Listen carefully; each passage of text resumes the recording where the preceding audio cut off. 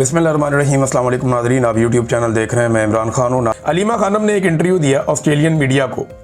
उन्होंने चंद बातें की। उन्होंने कहा जी, अदालती अहकामात के मुताबिक एक हफ्ते में फैमिली, वकला और इमरान खान साहब के जो दोस्त हैं या सियासी लोग हैं, इनकी मुलाकातों की मद में 24 अफराद की इमरान खान साहब से मुलाकातें ज़रूरी हैं, जो अदालती अहकामात हैं।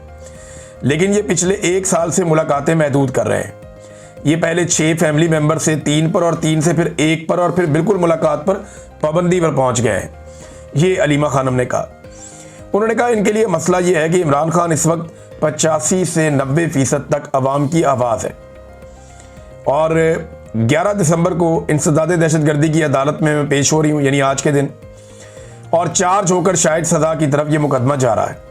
मेरे ऊपर इल्ज़ाम ये है कि इमरान खान का पैगाम मैंने कौम तक क्यों पहुँचाया, और इमरान खान का पैगाम ये था कि कौम अपने हुकूक के लिए, जमहूरियत के लिए, रूल ऑफ लॉ के लिए खड़ी हो जाए। ये जनाब अलीमा खानम ने इंटरव्यू दिया। एक और ये जो जर्नलिस्ट इस किस्म के बयानिए बना रहे हैं ना कि कुछ भी नहीं होता, मैंने इनको छोटी छोटी बातों पे मातम करते हुए और चिल्लाते हुए देखा। ये तत्ते तवे पे बैठ जाते थे जब ज़रा सा हल्की सी छींक भी नवाज शरीफ साहब को जेल में आ जाती थी। ये मियाँ साहब की ज़िंदगी की ज़मानत मांगते थे। ये अदालतों में जाकर गिड़गिड़ाते थे कि नवाज शरीफ साहब को खुदा के वास्ते हमारा नवाज शरीफ हमें वापस कर दो। ये काम ये लोग करते थे। लेकिन आज इन्होंने किबला अपना किसी और तरह का बदला हुआ है। इंसानी हकूक़ के मामलात में इन्हें फ़िक्र ही नहीं है इस बात की, इनका अपना मामला चलता रहना चाहिए। सुहेल अफरीदी साहब जो हैं वो आज 10वीं मरतबा आएंगे निज़ाम को नंगा करने के लिए। ऐसा लगता तो नहीं है कि मुलाकात करवाई जाए, लेकिन अगर मुलाकात करवा दें तो इससे फ़र्क कोई नहीं पड़ता। और इसके लिए सुहेल अफरीदी साहब इस्लामाबाद पहुँच गए। अरकान को ये कह दिया गया कि आप लोग भी पहुँचें, और कारकुनों की तादाद भी अब अडियाला जेल के बाहर पहुँचेगी। इससे पहले हमने देखा कि 2 दिन पहले अलीमा खानम पे और इमरान खान साहब की जो बाकी बहनें हैं उनके ऊपर और वहाँ मौजूद कारकुनों के ऊपर वाटर कैनन का इस्तेमाल किया गया आधी रात को सर्दी में।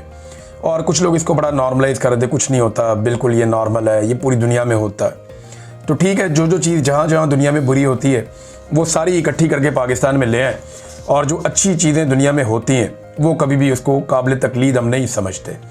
अब मुलाकात होने दें, इससे कोई फ़र्क नहीं पड़ता। लेकिन मेरे ख्याल में ये ज़िद का मामला है, वरना इमरान खान की बीवी की तो मुलाकात कम से कम करवा देते, उनकी अहलिया की मुलाकात भी नहीं करवा रहे। बहरहाल सुहेल अफरीदी का और चंद और लोगों का नाम दिया गया है। वो आज 10वीं मरतबा इस निज़ाम के कपड़े उतारने आएंगे। तो निज़ाम जो है वो हर दफ़ा अपना एक कपड़ा खुद ही उतार के उनके कदमों में फेंक देता है। ये हालात हो गए हैं। और ये सियासतदान जो आज ये सारा माहौल इंजॉय कर रहे हैं ना, बिलावल समेत। बिलावल साहब कल दोबारा आए सामने। बिलावल जरदारी ने लाहौर के अंदर कुछ एक्टिविटीज़ की हैं और उसके बाद कहा जी पीटीआई जो है दहशत गर्दों की तरह बिहेव करती है, तो इनके ऊपर पाबंदी लगनी चाहिए। बिलावल साहब, कराची में असला कौन बांटता था? आपका वज़ीर दाखिला। गैंग वॉर कौन करता था? Pakistan People's Party. अभी इंडिया ने एक मूवी भी बनाई है वो रहमान डकैत के ऊपर। ये किसका आदमी था? बेनज़ीर भुट्टो की गाड़ी चलाता था ना, याद है आपको? बिलावल, आपको मैं याद दिलाता हूँ। ये मिर्ज़ा साहब क्या गुल खिला रहे थे, रहमान डकैत क्या कर रहा था, उज़ैर बलोच किसका साथी है। ये जो कराची के अंदर एक अंडरवर्ल्ड पूरा काम करता था, किसके लिए काम करता था? खालिद शहनशाह क्यों कत्ल हुआ था और उसके किनके साथ ताल्लुकात थे? तो बिलावल जरदारी साहब दहशतगर्द कौन है और कौन असला और बंदूक इस्तेमाल करता है, सारी दुनिया को पता है। अल जुल्फ़िकार किसकी थी, ये भी सारी दुनिया को पता है। आप ही की फैमिली ने बनाई थी ना अल जुल्फ़िकार। क्या कारनामे उन्होंने किए थे? क्या पाकिस्तान तहरीक इंसाफ ने आज तक बंदूक उठाई?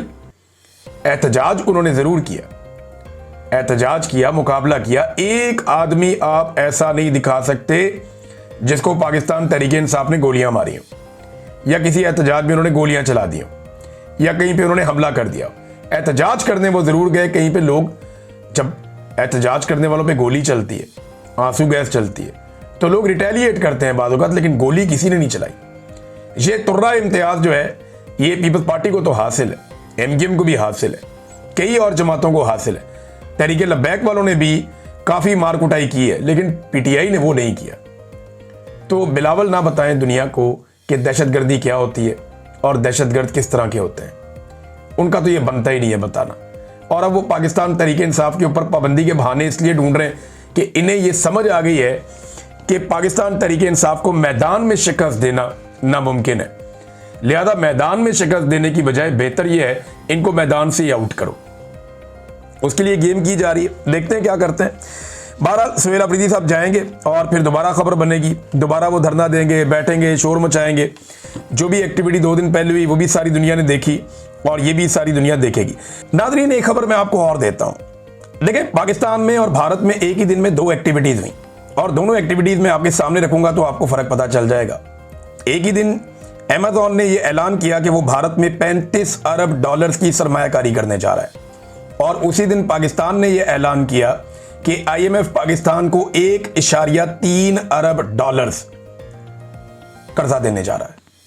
अंदाजा करें आप, ये भारत है और ये पाकिस्तान है। एक के तैयारे गिरे और एक ने गिराए, लेकिन हम कहां खड़े हैं? 35 अरब डॉलर सिर्फ एक कंपनी भारत में सरमायाकारी लेकर आ रही है और पाकिस्तान से सारी कंपनियां जो बैनुल अक़वामी थी वो एक एक करके भागती जा रही है, पाकिस्तान से निकलते जा रहे हैं। तो ये कॉन्फिडेंस क्यों नहीं कर रहे लोग पाकिस्तान पे? 1.3 अरब डॉलर पाकिस्तान ने लिया, क्या हम इसी काम के लिए रह गए हैं, कर्जे लेने के लिए?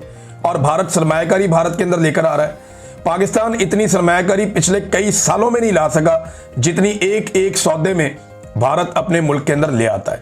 बेशक वो बड़ा मुल्क है, लेकिन हमारे पास भी पोटेंशियल है, हम उनके साथ ही आजाद हुए। हमारे रुपए की जो कदर है वो भारत से ज्यादा थी, आज भारत से कम है और बहुत कम है। इसके लिए कौन जिम्मेदार है? जनरल लोधी की बात जो है, जो मैंने पहले आपको सुनाई, उसे याद रखिएगा, बल्कि बार बार याद कीजिएगा। थोड़े दिन पहले आपका वफाकी वज़ीर इत्तलात कह रहा था कि पासपोर्ट की बड़ी इज्जत हो गई, पूरी दुनिया में लोग सैल्यूट मारते हैं, लोग जो है रश्क से देखते हैं पाकिस्तान का पासपोर्ट। मैं एक चीज बताता हूं आपको, ये देखें, ये नई रैंकिंग आ गई है इंटरनेशनली दुनिया के पासपोर्टों की।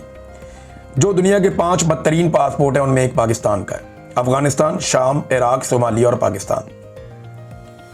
और यमन, शुमाली कोरिया, फ़लस्तीन, Bangladesh, Sudan, Libya, Kenya, Nigeria, Ethiopia, Iran, Nepal, Bhutan, Congo, Sri Lanka, Burma, Vietnam, Bosnia, ये सारे मुल्क पाकिस्तान से बहुत बेहतर है। इनके पासपोर्ट पाकिस्तान से बहुत बेहतर है। इंडिया तो बहुत ही बेहतर है। ये पाकिस्तान की हालत किसने की? किसने की पाकिस्तान की ये हालत? और क्यों हुई ये पाकिस्तान की हालत? लोग क्यों हम पर एतबार नहीं करते? इसलिए कि हम दुनिया को धोखा देते हैं और पाकिस्तान की हुकूमतें और कायदे-ए-आज़म मोहम्मद अली जिन्ना जो पाकिस्तान के बानी हैं, उनके फरमान की भी इन्होंने खिलाफ वर्जी की। कभी ये जहादी बनाते हैं, कभी दहशतगर्द बनाते हैं। तो पाकिस्तान में जो एक तजर्बागाह बनाकर रख दी गई, पाकिस्तान को एक ऐसी लेबॉर्ट्री बना दिया गया जहां हर तरह का तजर्बा हुआ। तो इन तजर्बों के पीछे सबसे ज्यादा बिग ब्रदर्स रहे हैं। देखिए, हमें पाकिस्तान में किसी बिग ब्रदर की जरूरत नहीं है। हमें पाकिस्तान में आईन की बालादस्ती की जरूरत है, रूल ऑफ लॉ की जरूरत है, इंसानी हकूक और शख्सी आज़ादियों की जरूरत है, आज़ाद अदलिया और आज़ाद मीडिया की जरूरत है, मैंडेट के एहतराम की जरूरत है। पाकिस्तान में रूल ऑफ लॉ चाहिए, मुल्क में मेरिट की जरूरत है।